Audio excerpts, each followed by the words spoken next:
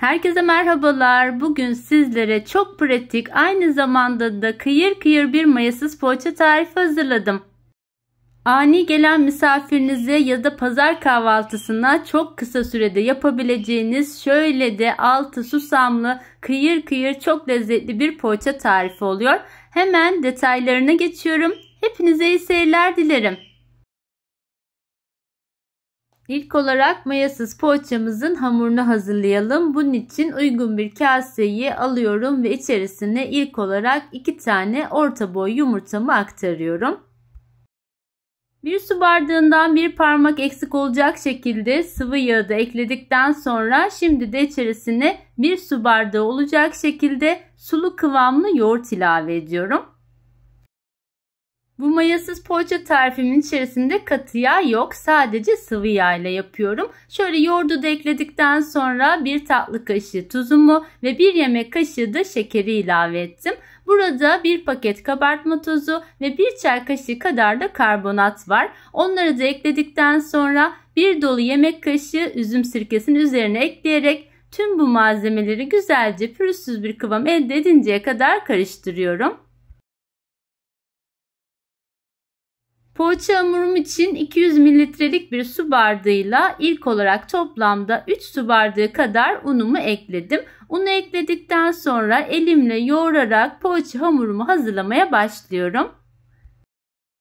Yapmış olduğunuz tüm hamur işi tariflerinde ununuzu mutlaka yavaş yavaş ve kontrollü olarak ekleyin. Çünkü her unun markasına ve kalitesine göre hamurun alacağı un miktarı az da olsa değişebilir.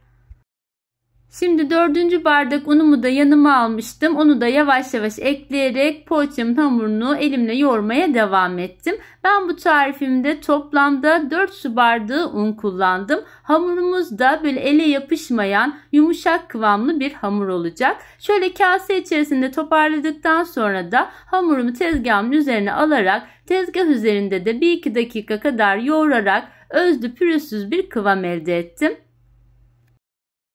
Şöyle sizlere hamurumun son kıvamını da yakından göstermek istiyorum. Gördüğünüz gibi ele yapışmayan ama yumuşak kıvamlı bir hamur olsun. Sakın fazla un ekleyerek hamurunuzu sertleştirmeyin.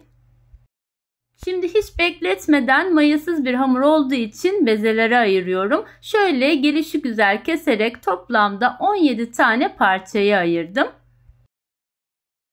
Poğaçamızın bezeleri yaklaşık küçük bir mandalina boylarında. Ben mutfak tartısıyla tartarak tekrardan ölçtüm. Her birini de 60 gram ağırlığında yaptım. Şöyle bezeleri elimin içinde yuvarlayarak kenara bir servis tabağının içerisine alacağım ve sonrasında da son şeklini vermeye başlayacağım.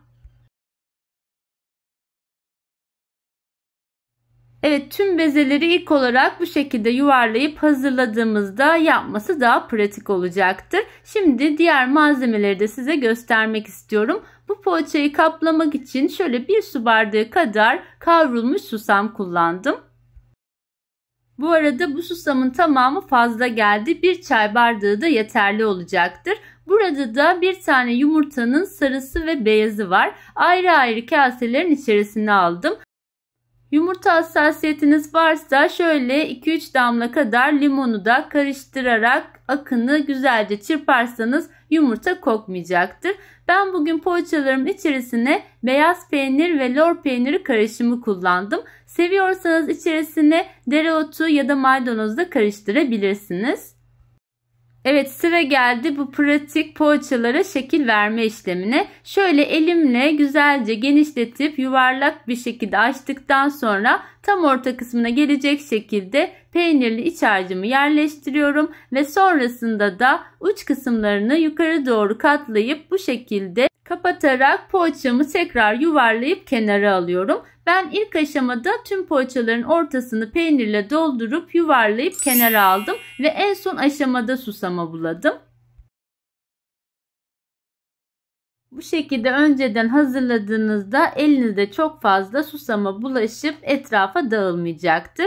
Tüm poğaçalarımı bu şekilde hazırladıktan sonra sıra geldi susama bulayıp poğaçalarımıza son şeklini vermeye.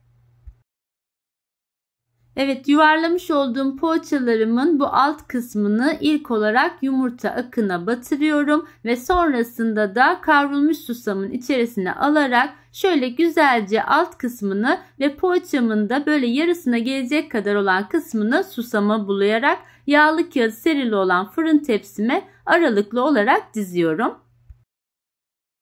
Ben bugün poğaçalarımı yuvarlak şekil verip alt tabanını da bu şekilde susama bulayarak yaptım. Sizler dilerseniz aynı poğaça hamuruyla farklı şekillerde kıyır poğaçalar da elde edebilirsiniz. Mayasız bir poğaça olduğu için çok kısa sürede hazır olabilen bir poğaça. Aynı zamanda içine eklediğimiz sirke sayesinde de uzun süre tazeliğini koruyor ve kıyır kıyır çok da lezzetli bir poğaça tarifi oluyor. Evet, videoda da gördüğünüz şekilde tüm poğaçaların alt kısmını susama buladım ve şimdi de orta kısmına kenara ayırmış olduğum bir tane yumurtanın sarısını süreceğim. Yumurta sarısının içerisine bir çay kaşığı kadar sıvı yağ ekleyip güzelce çırptım ve sonrasında hazırlamış olduğum poğaçaların tam ortasına gelecek şekilde fırça yardımıyla güzelce sürüyorum.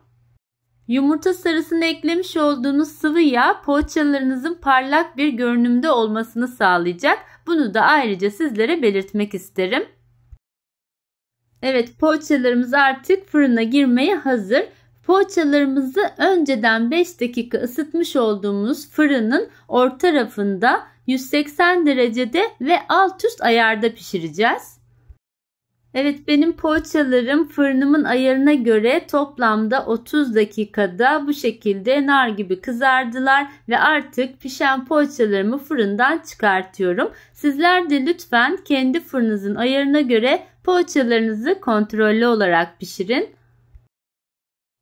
Fırından çıkan poğaçalarımın ilk sıcaklığı çıktıktan sonra sizlere iç dokusunu da yakından şöyle göstermek istiyorum. Gördüğünüz gibi üzeri ve altı çok güzel pişti. Altındaki susam tabakası bu poğaçaya ayrı bir lezzet katıyor. Bu şekilde denemediyseniz mutlaka sizlerin de denemenizi tavsiye ediyorum. Şöyle yakından da gördüğünüz gibi çok da lezzetli bir poğaça tarifi oldu. Umarım bu tarifim sizlerin de hoşunuza gitmiştir. Tarifimi beğendiyseniz eğer beğeni yapmayı ve görmesini istediğiniz sevdiklerinizle paylaşmayı unutmayın lütfen. Birbirinden pratik ve lezzetli tarifler için kanalıma abone olup bildirim zilini aktif hale getirebilirsiniz. Başka güzel tariflerde yeniden görüşmek üzere. Hoşça kalın, sağlıcakla kalın.